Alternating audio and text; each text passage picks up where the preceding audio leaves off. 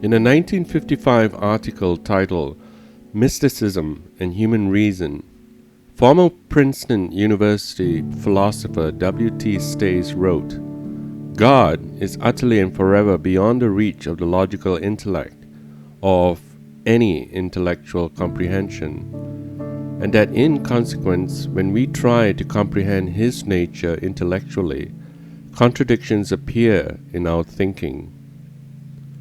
As Stace saw things, any attempt to reach God through logic, through the conceptual, logical intellect, is doomed. Then Stace moves to the more extreme position that religious believers should reject logic when dealing with God.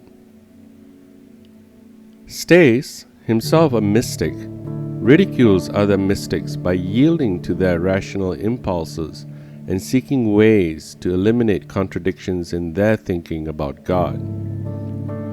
The proper cause for Stace is to glory in the contradictions, as Stace puts it.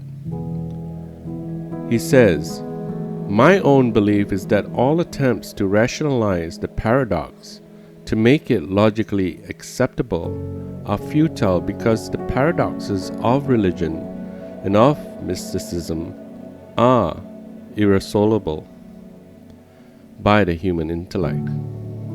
My view is that they never have been, they never can be, and they will never be resolved or made logical." One wonders where Stace's confidence comes from on these difficult points. He seems certain that the human mind can never have logically coherent knowledge about God. Does he arrive at this conclusion as a result of rational thinking? Or does some kind of irrational gut feeling produce this confidence? Given the depths of his own irrationalism, the first option hardly seems possible. If his pious irrationalism is itself the result of irrationalism, why should anyone give it credence? But Stace continues, "When we say that God is incomprehensible, one thing you mean is just that these contradictions break out in our intellect and cannot be resolved, no matter how clever or how good a logician you may be." Stace is especially critical of certain Buddhist monks who attempt to remove contradictions in their system by postulating two Brahmans, a higher and lower.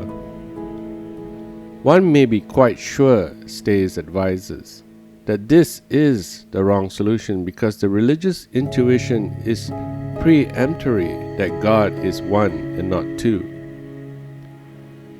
Notice the oddness of Stace's thesis.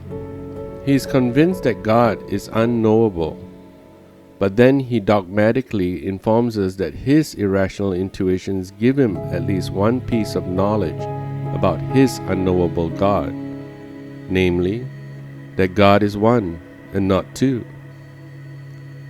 Is Stace contradicting himself? Of course he is. For Stace, logic does not apply in religion. Stace is not merely saying that religion could be unreasonable in the sense that it discusses things that are above human reason. For Stace, religion is against logic.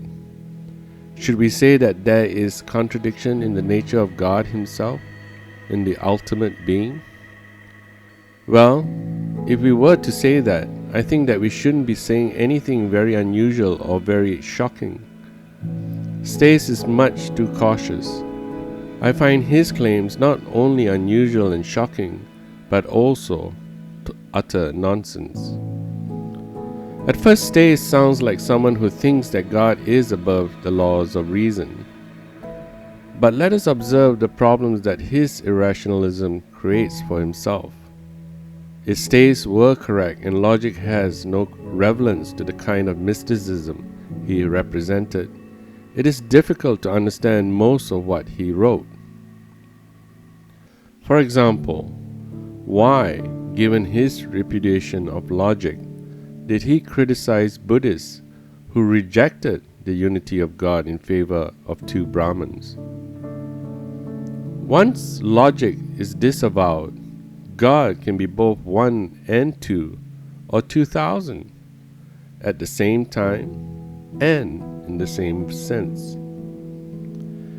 If a distinction can be drawn between a monistic God and the dualistic and pluralistic deity, must have some relevance.